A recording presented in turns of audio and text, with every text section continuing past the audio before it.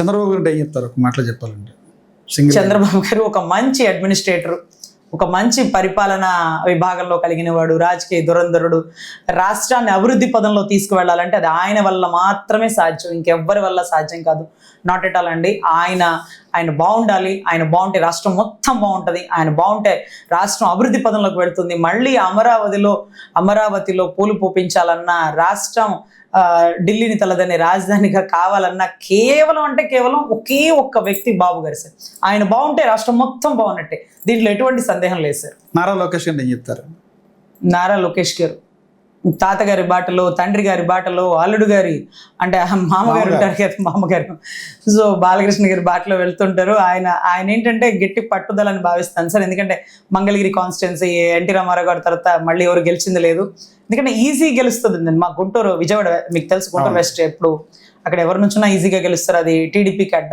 ఇక్కడ నుంచో పోయా అంటే లేదు నేను అక్కడే నుంచి ఉంటాను, ఓడిపోయిన చోట గెలిచి నేనేంటో నిరూపిస్తానంటూ తాతకి తగ్గ మనవడులాగా కష్టపడ్డాడు సార్. సో గట్టి ఔన్నత్యంతో పని చేయాలని మేము కోరుకుంటున్నాను. తర్వాత వాళ్ళ అమ్మగారు అంటే చాలా అభిమానం, మహిళలకి మంచి గౌరవం ఇస్తారు. మామ అల్లుళ్ళు ఇద్దరు కలిసి రాష్ట్రాన్ని ముందుకు తీసుకెళ్లే ప్రయత్నం ఏదో చేస్తున్నారు, చేయనివ్వండి. ఫైనల్గా చెప్పండి, వైసీపీ పార్టీ 151 సీట్ల నుంచి 11 సీట్లు పడిపోయే ప్రధాన కారణం ఏంటంటారు? అంత ఘోర ఓటమికి. అమరావతి రాజధానిని ఉద్ధరిస్తానని చెప్పి ఉద్ధరించకపోవడం, రాష్ట్రాన్ని 3 ముక్కలు చేయడం, లేకపోతే పథకాలు చాలా గొప్పగానే ఇచ్చినారు సార్. బటన్ నొక్కుతూ పథకాలు ఇచ్చినారు. చాలామంది పల్లెటూరులో అయితే ఇప్పటికీ మేము ఎంత చెప్పినా సరే వాళ్ళందరూ జగన్ గారి బాటలోనే ఉంటుంటారు. మా దాంట్లోకి ఎంత తిప్పినా రారు వాళ్ళు. ఏంటో మాకు పథకం ఇచ్చినారు, అభివృద్ధి ఎవరో కొంతమందికే కదా, పథకాలు అందరికీ కదా అన్న ఉద్దేశంతో ఉన్నారు.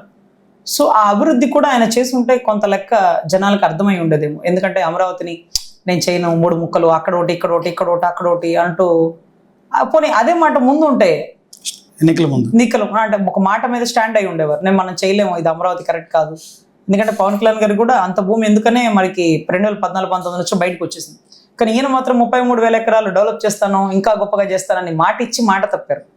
జగన్ గారి కంటే ఒక కొటేషన్ ఏదో ఉంటుంది కదా, మాట తప్పడు మడ తప్పడు. అది ఎప్పుడైతే ఫెయిల్ అయిందో ఆయన ఫెయిల్యూర్ స్టార్ట్ అయింది. సో పథకాలు నెంబర్ 1, సచివాలయం నెంబర్ 1 కొన్నిట్లో ఉన్నారు, బట్ అమరావతిని డెవలప్ చేయకపోవడం. ఎందుకంటే అమరావతి ఏరియా కూడా, తాడికొండ ఏరియా కూడా ఆయన్నే గెలిపించినారు. ఏం ఉద్ధరిస్తాడో చూద్దాం, ఉద్ధరిస్తాను అన్నాడు కదా, రాజన్న బిడ్డ కదా అని. అది నిరూపించుకోలేకపోవడం వల్ల ఆయనకి మైనస్ అయిందని నేను భావిస్తున్నాను సార్. భవిష్యత్తులో కన్నా రజనీ గారిని మంచి స్థాయిలో చూడొచ్చు అంటారు. గతంలో కష్టపడ్డారు, ఇప్పుడు అధికారంలో ఉన్నా కూడా మళ్ళీ డిబేట్లో ఫైట్ చేస్తున్నారు, పార్టీ పరంగా ఒక వాయిస్ వినిపిస్తున్నారు. ఎస్ సార్, అవకాశాలు ఎప్పుడు వస్తాయో మనం వేచి చూడాలి. ఈ లోపు మన చేతిలో ఒక అద్భుతమైన వృత్తి ఉంది, తప్పుని ప్రశ్నించేటటువంటి శక్తి మనకు ఉంది.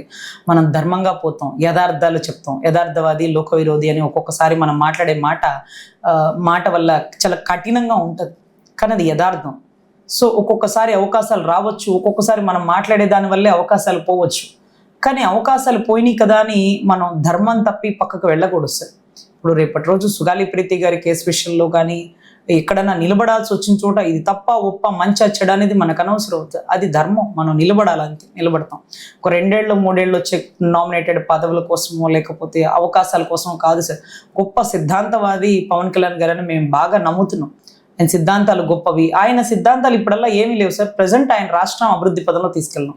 రాజధాని కట్టుకోవాలి, రాజధాని డెవలప్ చేసుకోవాలి, తర్వాత అక్కడక్కడ ఉన్నటువంటి పరిస్థితుల్ని చక్కదిద్దుకోవాలి అనేటటువంటి ఉంది. సో మంచి పదవుల్లో అవకాశం ఉంటే చూడగలరు అని భావిస్తున్నాను సార్. అవకాశం లేకపోయినా అంటే పదవి లేకపోతే నా ప్రాధాన్యత తగ్గిపోతుంది, పదవి లేకపోతే అనేది కాదు సార్. నేను తెలంగాణలో దిశ కేసు చేస్తున్నప్పుడు ఒంటరిగా పోరాటం చేసినాను. గద్దరన్న లాంటి గొప్ప గొప్ప వాళ్ళు నాకు సహకరించినారు. అప్పుడు ఏ రాజకీయ నాయకులు నాకు సహకరించలేదు, ఏ స్వాతంత్ర ఉద్యమాలు సంఘ సంస్కర్తలు నాకు సపోర్ట్ చేయలేదు. సో నేను అయినా సరే నా పోరాటం ఆపలేదు సార్. నేను నిర్విరామంగా పోరాడిన. అమరావతి ఉద్యమంలో కూడా నన్ను ఇప్పుడు ఎవరు గుర్తిస్తారు, అంత ఒక రాజకీయం కదా. సో అప్పుడు కూడా ఏం గుర్తింపు ఉండదు సార్. కానీ మన పని మనం చేస్తుంటాం.